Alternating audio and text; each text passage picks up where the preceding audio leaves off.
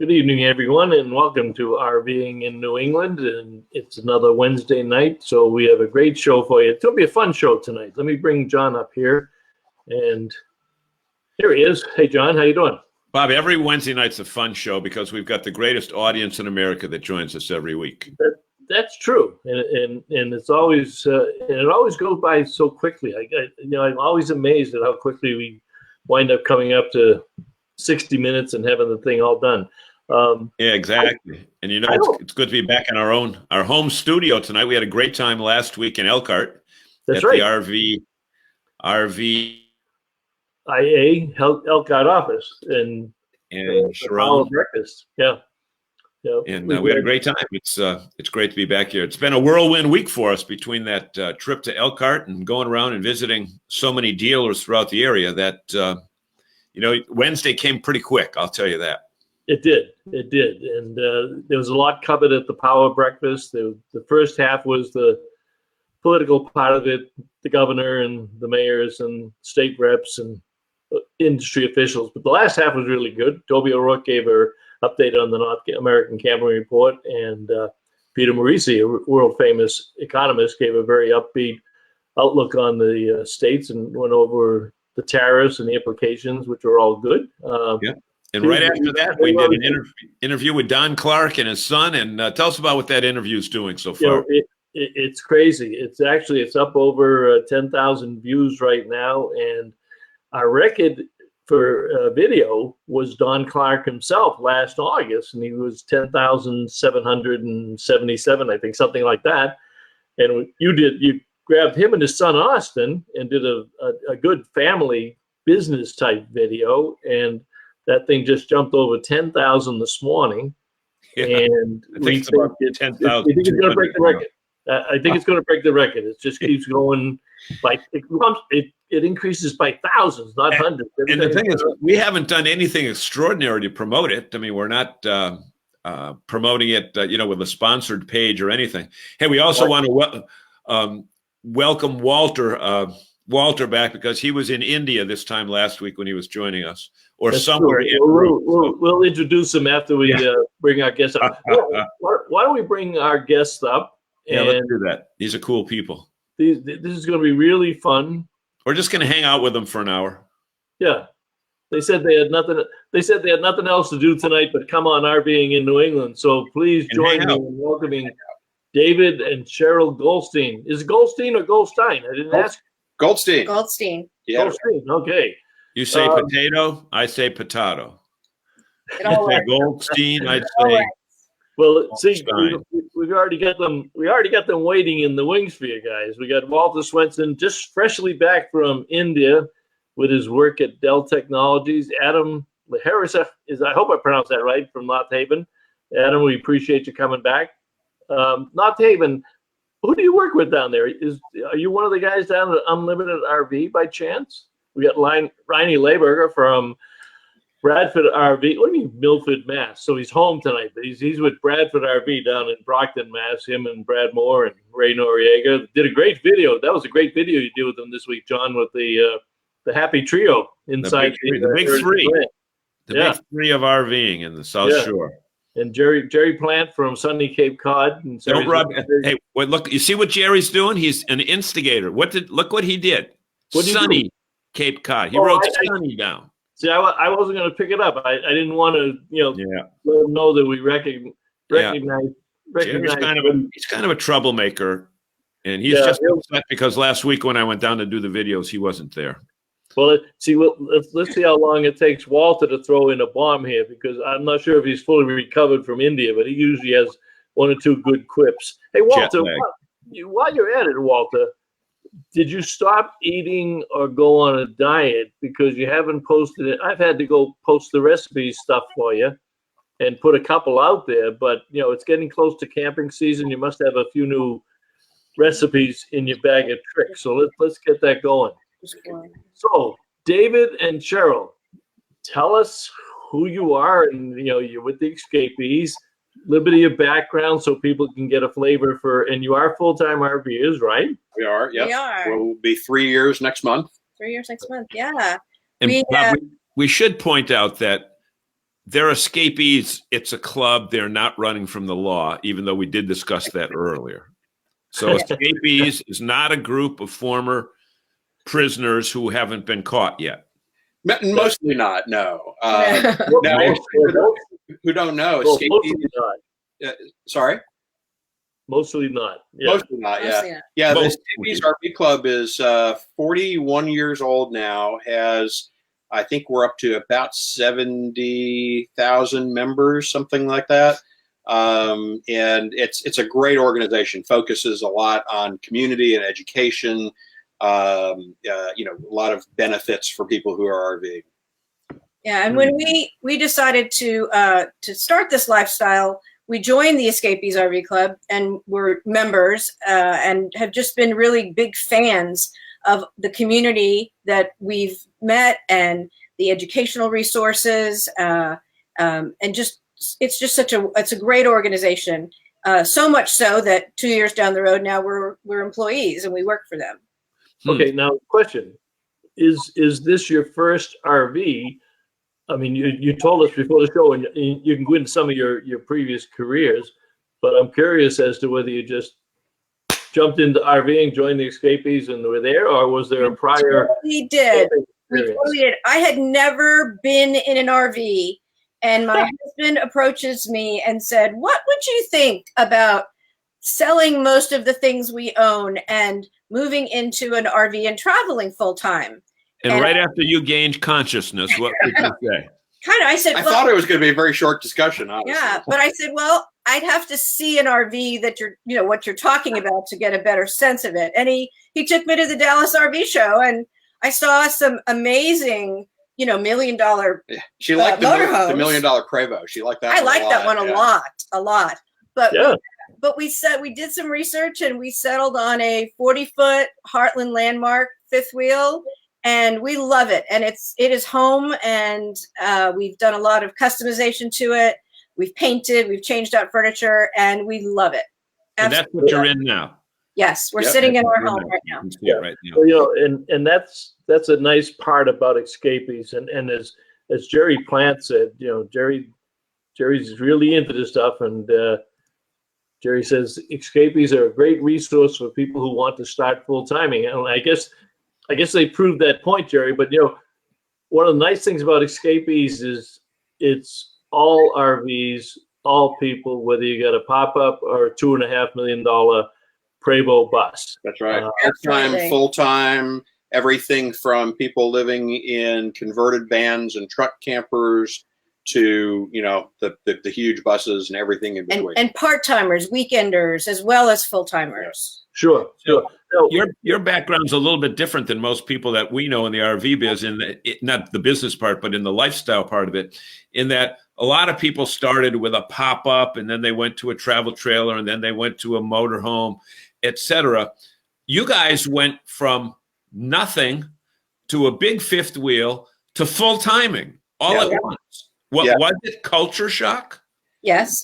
I don't know. I mean, we spent this is where they disagree. Yeah. I mean, a little bit, but I'm a researcher, and we spent about 2 years really, reading various blogs. We actually went to an educational rally that a couple that's been full timing for a long time puts on. We didn't know about Escapees at that point. And there's so much information out there. The RVing community is so interested in helping other people kind of make the leap into the lifestyle that there would be assistance. Yeah. And as soon as my big fear was all the people. I was very well connected and had tons of friends and a big network of people that I loved spending time with back in the Dallas area where we were. And I was worried that I wouldn't meet people on the road to be friends with. And by going to some Escapees events, we learned right away that there are tons of people out there like us. And we've made some great friends. We have some amazing friends that we've kept up with the 3 years that we've been on the road, that we continue to run into and cross paths as we plan our adventures and get to keep up with. So it's been a wonderful resource. Probably more friends now than we had living in a sticks and bricks home, actually. And when you're not RVing and not doing anything regarding Escapees, David always, I hear, enters the Carl Reiner lookalike contests. Don't get paid like him, but yeah. The other thing that long as it's not the Rob Reiner lookalike contest. Hey, that's true. I don't detect any Southern accent. Are you all from there originally, or did you just end up there to avoid paying taxes or something? I actually grew up on Long Island. Oh, there we go. But my whole family moved to Dallas, the Dallas area when I was a teenager. So I have been in Texas most of my adult life. But I kind of don't really have too much of an accent from anywhere. I still can't get her to say y'all. But you guys. You guys, yeah. Yeah. And I was actually, my parents were from upstate New York. I was born in Leominster. That's right. When my dad was still away. But I grew up in Dallas. So, being around New York, upstate New York parents, I didn't pick up the Southern accent as much. But I can turn it on if I need to for charm. Hey, Scott Nichols joined us from Marshfield. Hello, Scott. Glad to have you back tonight. Bob, it's Marshfield. Marshfield. No, no R in Marshfield. I mess that up every week. You're right. Every week. So you had a rapid ascent into, actually employing, working for the escapees.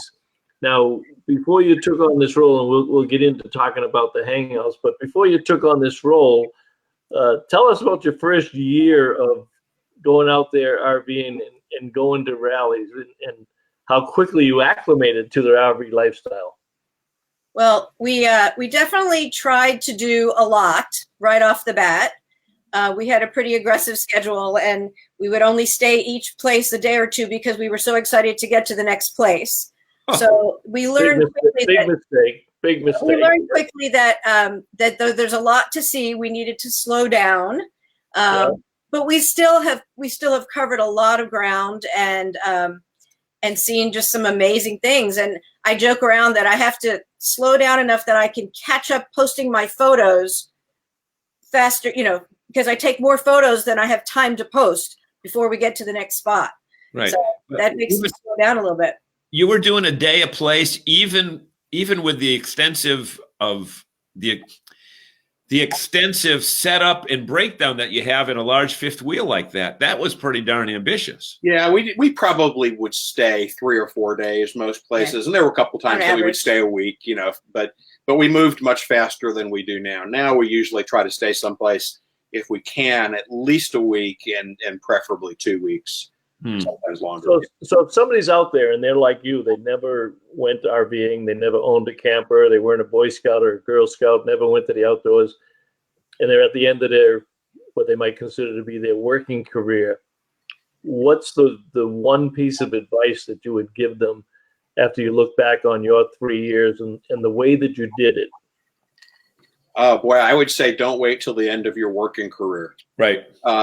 If you're health. Yeah. I mean, if your job allows you to work remotely, or if you have, an interest in starting your own business, because there's a lot of entrepreneurs on the road. We know a lot of people who are making a living working from their RV.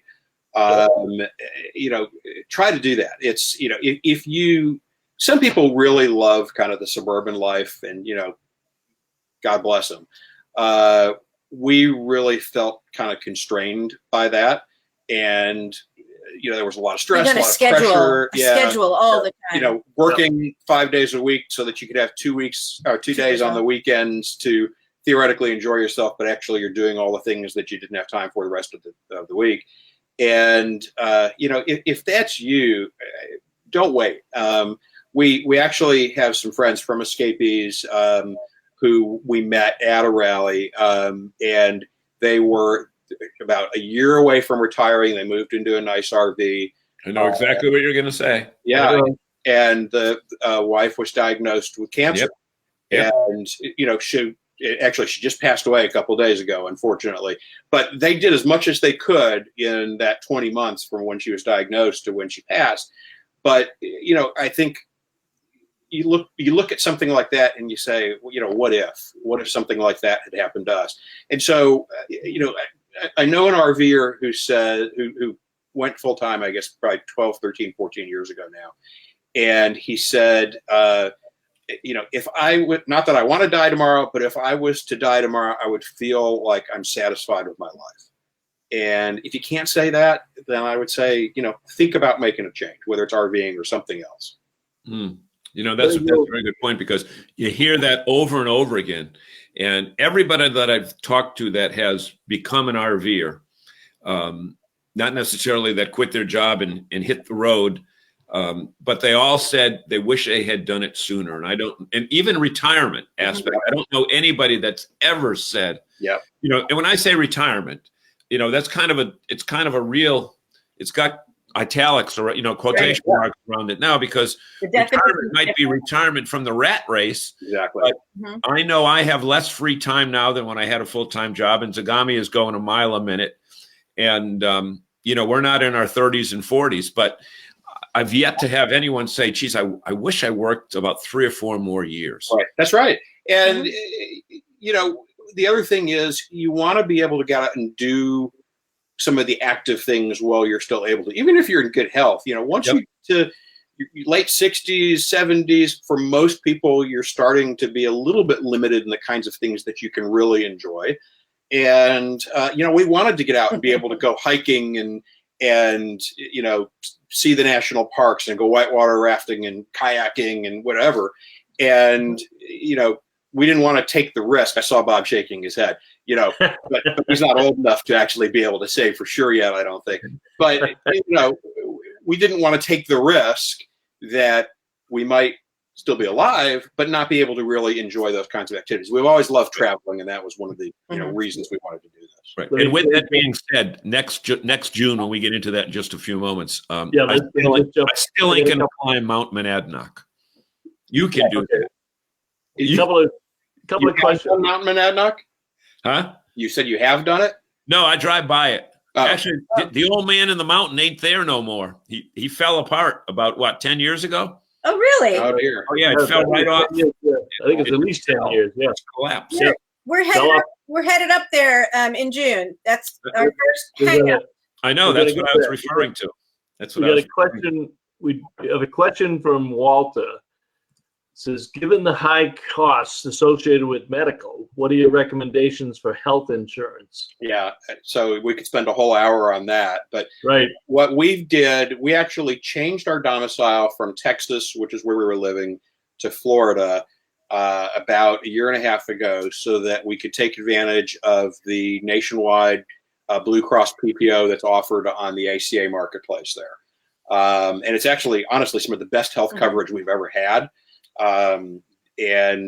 So that works out very well. It gets a little complicated if you still have ties to another state, particularly one that has income taxes, because you really have to be careful about what you're doing. And actually, Escapees has a service where they help people, advise them on changing domicile. Would you, David, later on, we always ask our guests of this to kind of go back over the questions later on and maybe put the URL in for that particular health plan for other people to do that. Sure. And then, Walter, follow that up with, do you find it easier cheaper to travel out west and south than the Northeast area? Yeah. I think we all know that answer, Walter. It is, but we'll also say that this is our first foray up to the Northeast. So we're looking forward to it, but we are finding that prices are more expensive. The campgrounds are smaller, more crowded, and so it's a little more of a challenge, but we're up for the challenge and we're really looking forward to it. But yes, compared to what we've seen in the West. But you're not planning on hauling that rig through the Verrazano Bridge over to Long Island to see your childhood? No. We've decided not to do that. That was also a very short discussion. Yes. Short discussion. I will visit my favorite aunt, but not with the RV. Yeah, I'd love to meet you over in Jersey. Yeah. Right. Bob, what time it is, Bob? I don't know what I did, John. I had the share button, and somehow I blew it away out of the library or something. But go ahead. I mentioned to David we have to do a little sponsorship on. Do a couple sponsorship. So do your share. Do your share. So it's just about 20 minutes after the hour, and we want to thank our guests for being with us this evening. And we've got much, much more to go over with them. But we want to thank all of our current viewers who are watching this live, and just ask that they take a moment during this break right now to look down somewhere on the bottom of your screen, and you will see a button that says share. So share it with people that are RVing, share it with people that are thinking of RVing, share it with people that you know that are thinking of it and haven't pulled the trigger yet. And it's the only way that we can reach thousands of people like we did every week with this show. And I know that based upon the content that we're going to be talking about, many of you will want to share it with your friends. Now, with that being said, the only reason we were able to reach over 10,000 views with that video that we did last Thursday is through shares. And we believe that we provide good content, but we also believe that the best content from this show comes from our guests and our studio audience, which is you folks. So with that in mind, please hit that share button, and Bob is going to tell us about who this week's sponsor is. Well, this week's sponsor is Man's RV, and it's week 7 of our 9-week April and May contest. April is RV month in New England. May is Making Memories in May, and we've been doing a lot of videos out with the dealers for that. But Man's RV up in Rutland, Mass, family owned and operated since 1964, and the Wozniak family bought it in 1986, and Jeff and Todd just purchased it from the family last year. So the two brothers are running it, and Todd does a lot of the service end of the business. Jeff does the sales end of the business. A great family business out there in Metro West, a little bit west of Worcester, very close to Connecticut, very close to Western Mass and Vermont. Great lineup of products. So when you're on the road and you're out that way, make sure you stop in and see Man's RV. All right, so let's talk. You mentioned that you were going to come to New Hampshire. That's right. So let me just pull this New Hampshire Hangout up here, if I can find it, and I think I got it.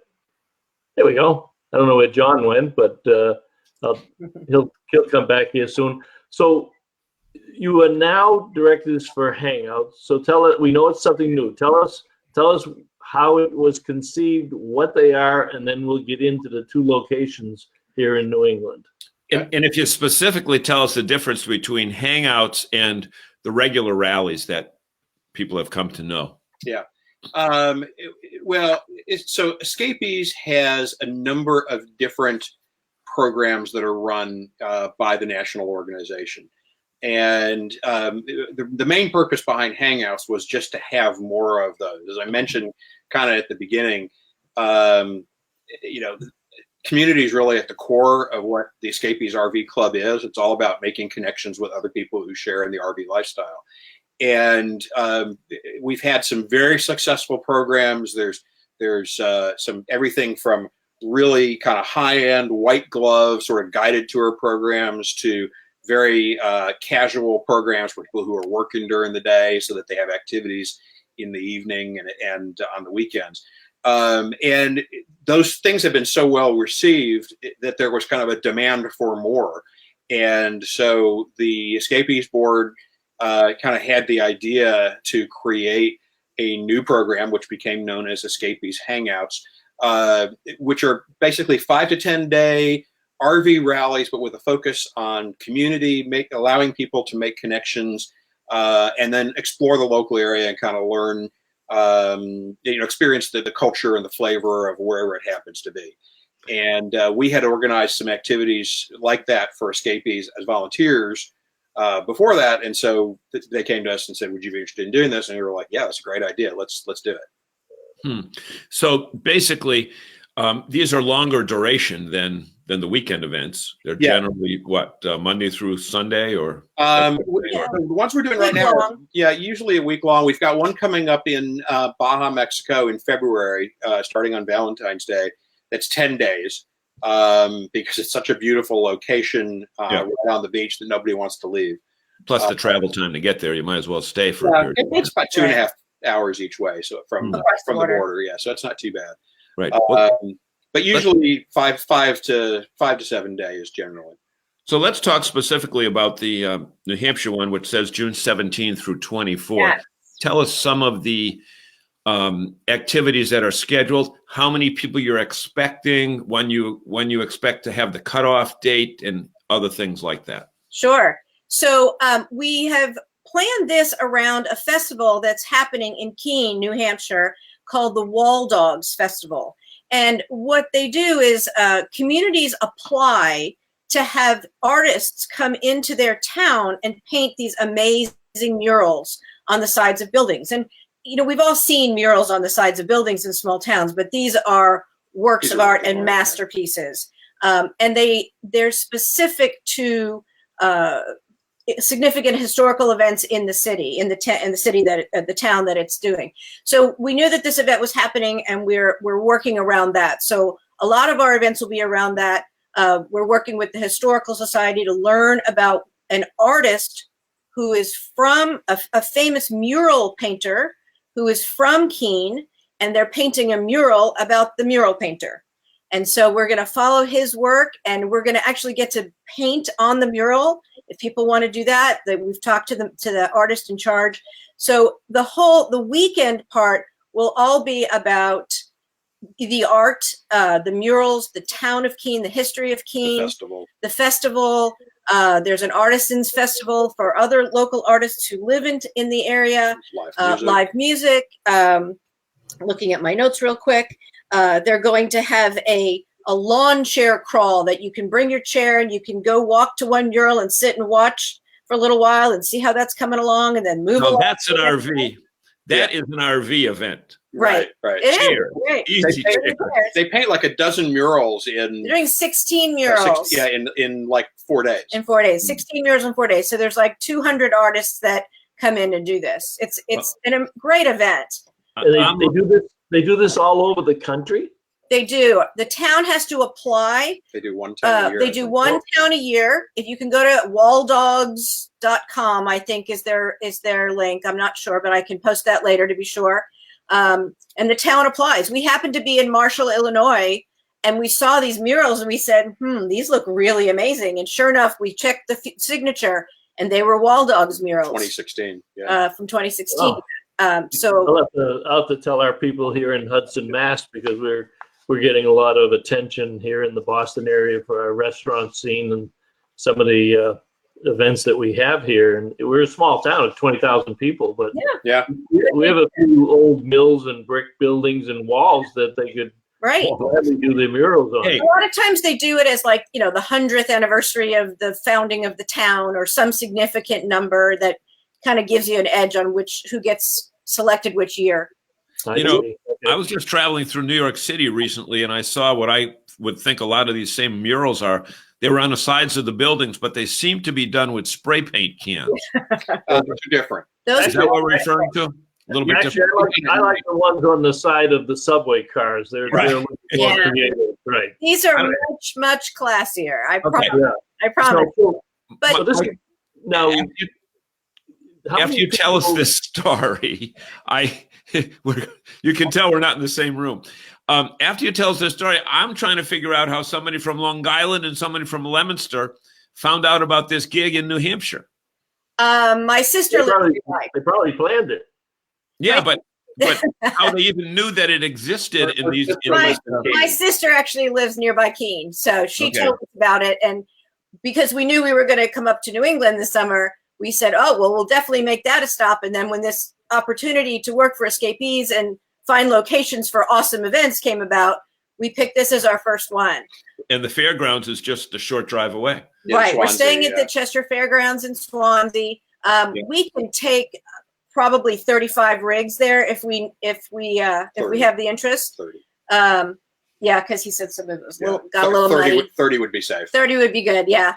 But there's lots of room. There's still availability. And then before the festival starts, we're going to actually start on Monday. And before the festival starts, we're going to go hike Mount Monadnock.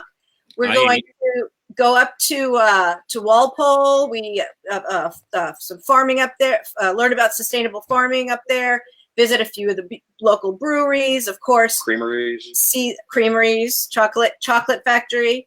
And the the covered bridges, which are so unique in that area. Don't do that on your fifth wheel. No. I'm not even sure we can take our dually. Right. I don't The other think thing so. I need to warn you about is make sure you go to Walpole, New Hampshire, and not Walpole, Massachusetts, because you will be there for 30 to 40 years, or maybe out on good behavior in 20 years. Got it. Okay, duly noted. Thank Duly you. Also, at all the hangouts, we will have at least one or two potluck meals. There's time in the campground for people to kind of socialize informally, because the whole point is to have a loose enough schedule that people get a chance to know each other and they're not just running all the time. Let me just take a quick look through here and see who we got. Mike Perry is on from the Dealer Resources Group. Mike services a lot of our dealers and sets up their displays and represents many products. Ed LaTurco's on again tonight. Hey, Ed, glad to see you're able to join us. Jerry Plant says, and we'll get back to the rally in a minute here. Jerry says, I always ask full-timers what their exit plan is. Now, that's an interesting, Jerry works on, with Major's RV Service Center here, works on a lot of rigs. They see a lot of full-timers. So I'm guessing, Jerry, that you're talking about people who are full-timing and you're asking them what are they going to do when they stop full-timing? I think that's what he means. What do you think he means? I would think that's what he's asking too. And our response to that, when people say, how long are you going to do this? We say we're going to do it until we don't want to anymore. And we don't have an end date in mind. We're not like some people who are traveling to see if they can find the place that they want to settle down eventually. We're just exploring. If we have to go home back to Dallas area for a specific time period to help a family member, something, we'll do that. But we live on the road now, and that's where we plan to be. We might find a place that we have as a temporary seasonal stopping place, but we don't plan on stopping. So we don't feel like we need to really have a plan. Yeah, I think having experienced the freedom of RV travel, we both think it would be kind of hard to move back to a fixed location. Yeah. So back to the hangout. So you're going to have the one in New Hampshire, and we'll get to the one in Maine, but that's in August. So can we assume that you're going to be in New England or the Northeast? Yeah. That entire time? We are. We're looking forward to exploring on our own, and just kind of seeing all the things we've heard about, and visiting friends. The other thing that I really love about traveling is I get to catch up with friends and family that have scattered. A lot. I have a lot of family in the Northeast, and so I'm catching up with cousins that I haven't seen in 25 years, and just all kinds of reunions. So I'm looking forward to seeing people and places and exploring like we enjoy. Yeah, but we'll be spending, including the Maine hangout, and we'll be spending, I guess, about 6 weeks in Maine. We're going to spend a little bit more time in Vermont and New Hampshire a little later in the summer as we kind of leave the Northeast. We're going to be a little time in Massachusetts. So really trying to, get everywhere. We're in Delaware this week. Well, we have a close relationship with all of the state campground associations, and we have 35 dealers in the New England RV Dealers Association. So we want to make sure you have all of that information while you're up here. And I did mention to them, John, that while they are up here, probably in Maine, maybe sooner, because that Swansea's not that far away, but that we'll get together and invite some of our RV friends that are in the area, have dinner or drinks. Yeah, that would be great. We'd love to meet them. If you want to come out to one of the hangouts and visit for a day or something like that, we'd love to have you as well. Right. Well, John's our roving guy. I've got a park model up at Old Orchard Beach. Okay. John's got a motorhome, so he does that with the Good Sam chapters, and we do try to cover them and do some videos while we're out there. And we did cover the escapees up in Vermont, the last national rally that they had up in Vermont. So yeah, that's more than likely we'll find ways to get that in. Yeah, we'll get up there. In fact, we're doing some work with Winnebago where they want us to take their brand new Mercedes Sprinter chassis Class C's around New England to show people, because it's a brand new motorhome that's never been never been out before. The chassis are just getting in. These Mercedes Sprinters are just unbelievable. So I may have it by then. I'll take it up for your people to see it. Oh, that'd be fun. Yeah, they've got some nice products coming out. Yeah, they do. Hey, before we go any further, I know what Escapees is because I'm a member, and Bob knows as well. But for our audience that's looking at us now, and both live as well as those that'll be looking at it on the taped version, tell us the difference between Escapees and how it differs from other RV clubs, like, say, for example, FMCA or Good Sam. What's the difference between the three groups? Yeah, I mean, I you could point to a lot of things, I think, that are differences, but I think from the members' perspective, the biggest difference is the sense of community. Good Sam, I think now, although there are some chapters, is really focused on discounts. And we're Good Sam members because they have the most extensive, park discount program going. And that alone is worth the membership. But it's not so much about making, connections. I think it was at one time, but not so much anymore. FMCA is probably the closest thing out there to Escapees. It does have some differences. I think and I'm not intimately familiar with it, but I believe it's volunteer run. I don't know that there are as many activities and nationally run programs that go on continually through the year as Escapees has. But Escapees has just, I don't know, there's something about the values of the organization, of sharing and caring. It's a very kind of value-oriented, family-centric kind of organization. The people are very genuine. That's one of the things we've really liked about it is, you go to an Escapees rally, no matter which type, from the national rally to, hangouts and everything in between.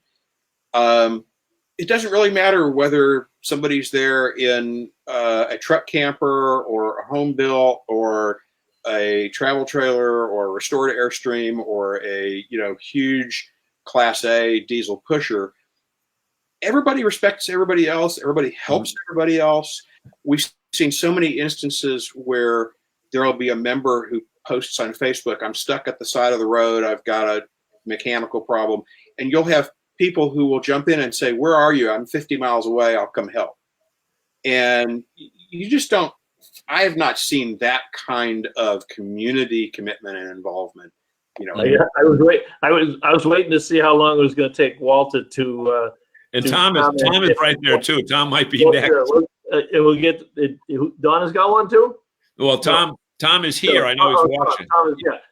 Walter's the state director. Walter and Donna are state directors in Massachusetts Good Sam, and we do a lot of work with the Good Sams here.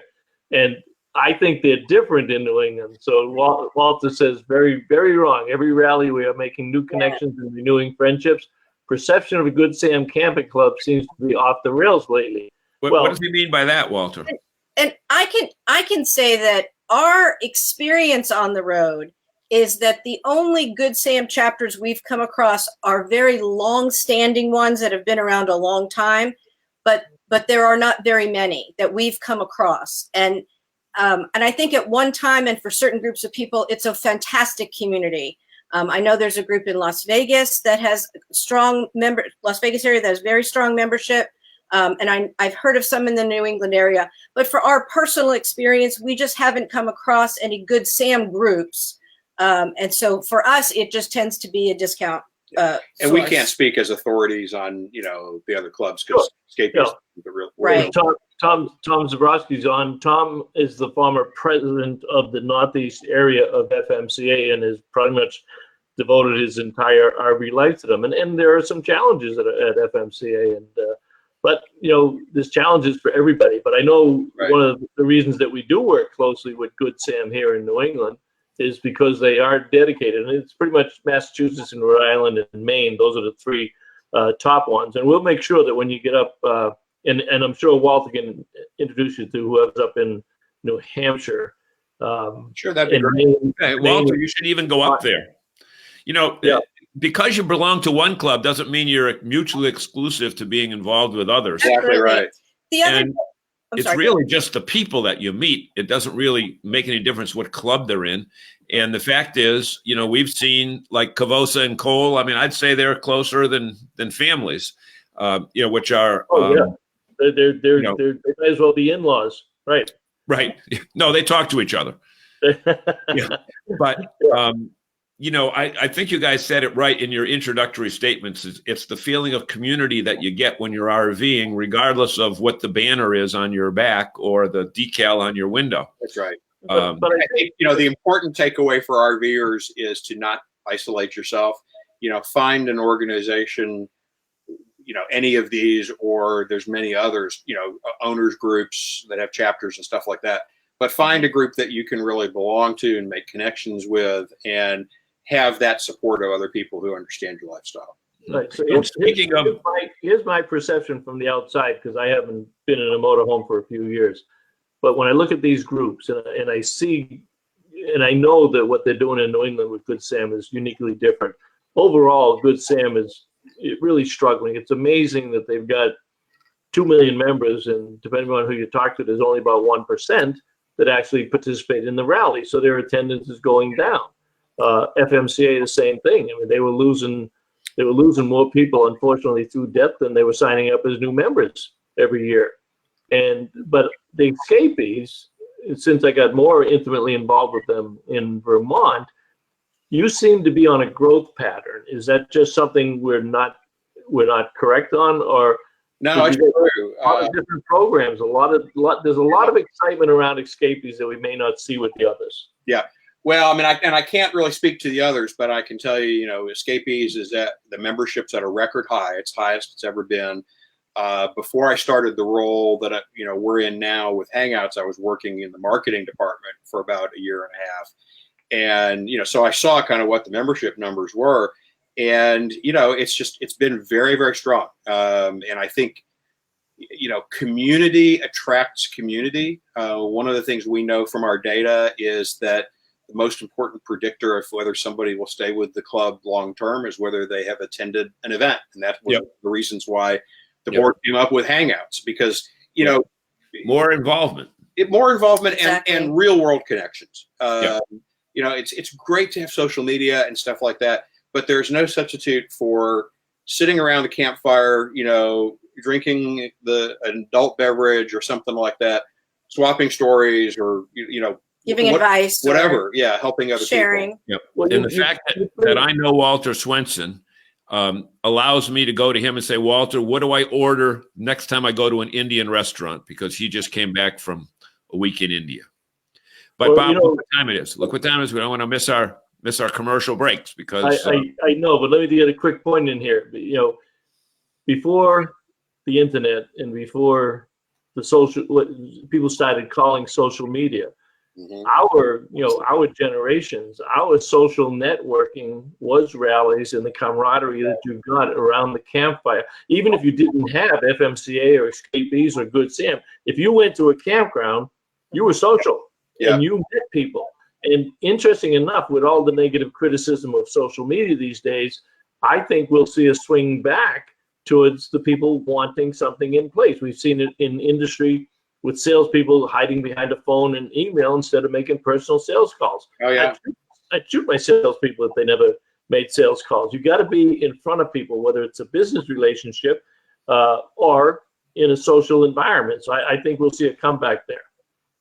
So let me, having said that, it is time, and we're actually overdue.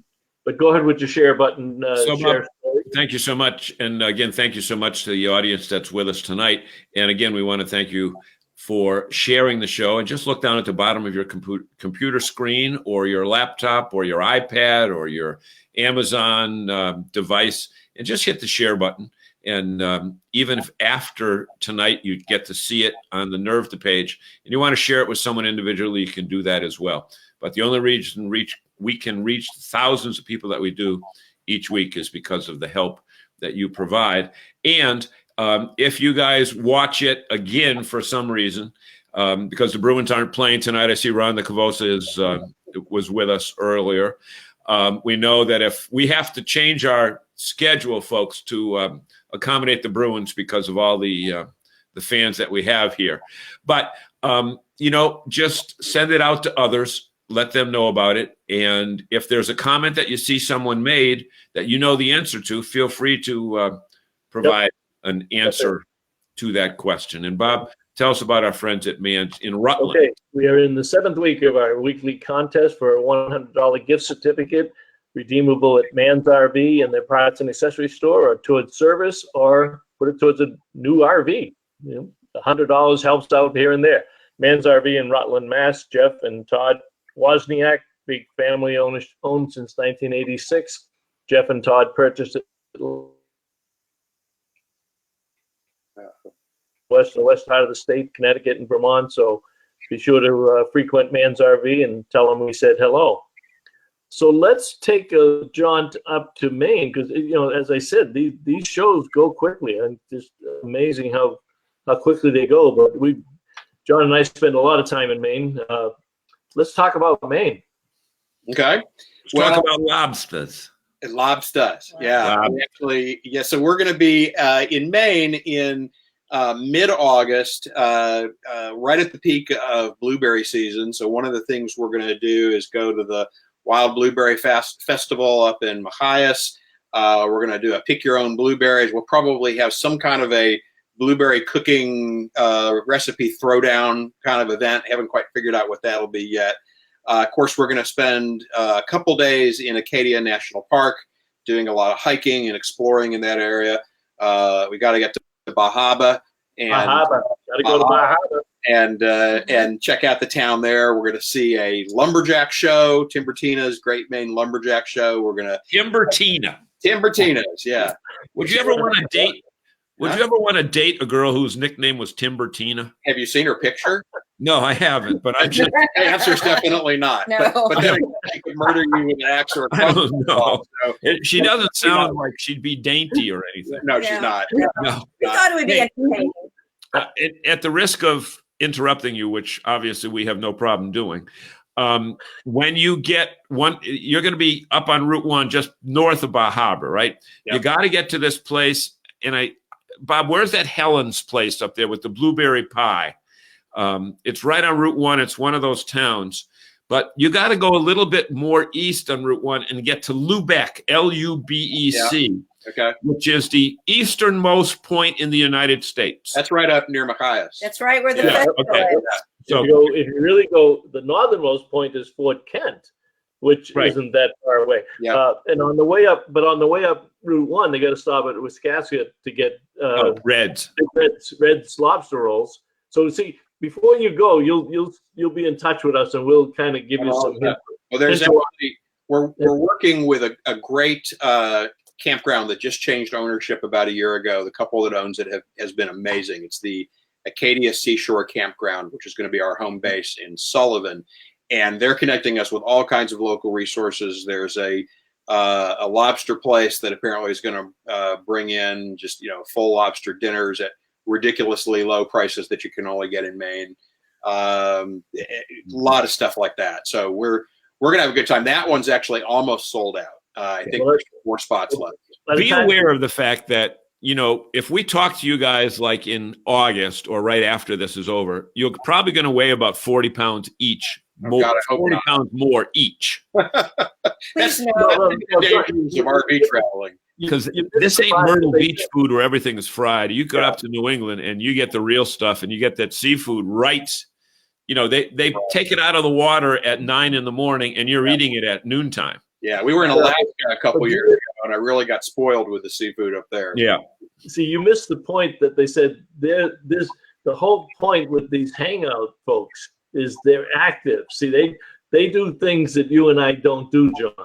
They go hiking, they go canoeing, and talk about that, because that's a big part of what you're doing also. I mean, you could spend the whole week in Acadia, and you could, see, you would spend the whole week in Acadia hiking. John and I would spend the whole week at the Lobster Pound, the blueberry pie shop, and the ice cream. You got to have your priorities straight. Well, ice cream, now that's a different story, but yeah, we're going to do some sea kayaking while we're up there. There's actually an outfitter right there at the campground. We're obviously, hiking in Acadia, a lot of stuff like that. We try to build in some, active activities, all I guess that's kind of redundant at each one. The one we're doing in Smoky Mountains after that, we're going to be zip lining, hiking, bicycling. I mean, a lot of stuff in addition to, doing a little more sedentary stuff. So it's, this group is not group, but these hangouts are really targeted at kind of active and adventurous RVers, as opposed to the crowd that, kind of is accustomed to sort of sitting around camp and, for 4 o'clock happy hours and ice cream. Not that there's anything wrong with that, but we're sort of catering to a group that wants to be a little more. You're just providing another venue. That's right. An alternative. Yep. Because I think the old, when we were in Elkhart last week, Bob, you know more of the stats on the North American camping report off your head than I do, but the average age is coming down, and the perception of the RVer being, a 75-year-old person with, short pants, cut off blue jean short pants and black compression socks, is not the case anymore. No, I read someplace that the average age of a new RV buyer is like 45. You hit it right on the head. That's exactly what the studies show this year.